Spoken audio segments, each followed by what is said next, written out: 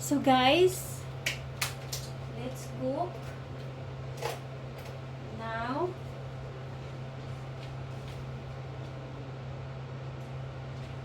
pagluto tayo ng ginisang balatong or sitaw. So garlic. Garlic first. Dapat dito para makita. Yan. Ginisang sitaw with with giniling. So let's add naglagay ako ng konting onion.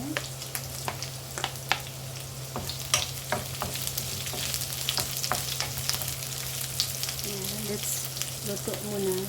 So ayan na guys. Translucent na siya. Translucent. Tama ba yun? Pasensya na kayo guys. Add the ginger. And mix. Lakasan ng konting apoy. And then, put the tomatoes. 1 piece tomatoes and half of onion. Kung depende sa dami ng niluluto mo. Ayan.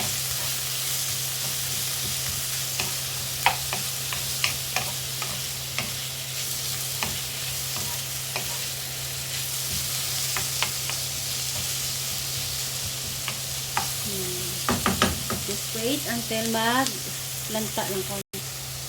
Ito po yung ating sitaw. Gin-blanch ko siya sa water na mainit.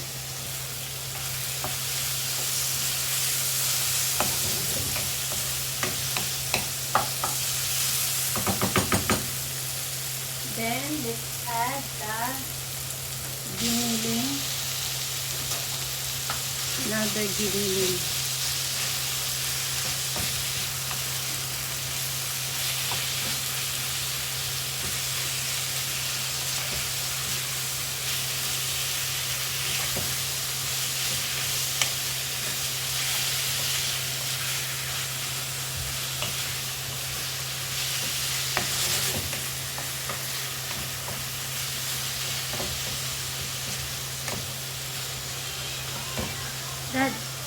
So guys, ayan na, medyo lumabas na yung oil niya. Ayan, ang giniling, we will put na. Ayan, maganda yung medyo bato. Ayan.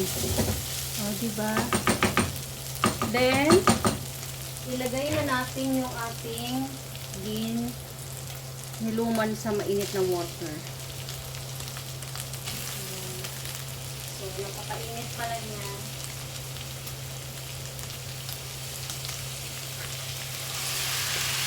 Ayan. Pagkatapos, ating pag-init. Very good. Dad. Pag gusto ko may sound ng mga luto, wala nga nag-fry. Para hindi na ako magdagdag. O, diba?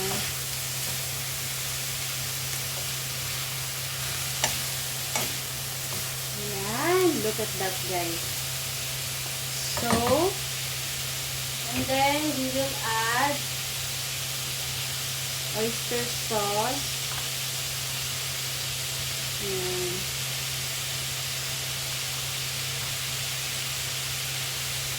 Seasoning. Konting seasoning.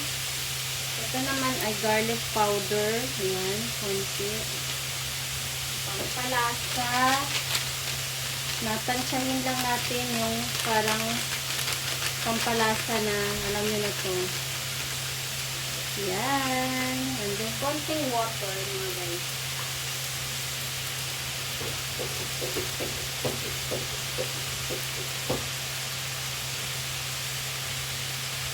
Konting water.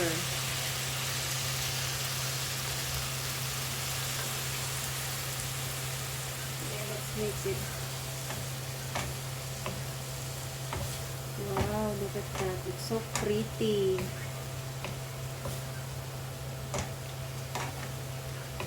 Yan. gusto mo lagyan ng konting suka, pwede gid siya, guys. Wow, ang sarap. Lagyan na natin siya ng pepper. Konting pepper. Ayan. So, naglagay na ako, guys, onion. Nakalimutan ko i-on yung camera. So guys, let's mix it.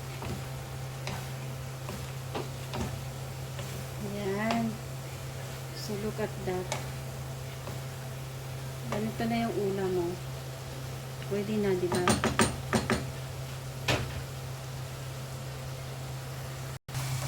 Look at that. Pwede na.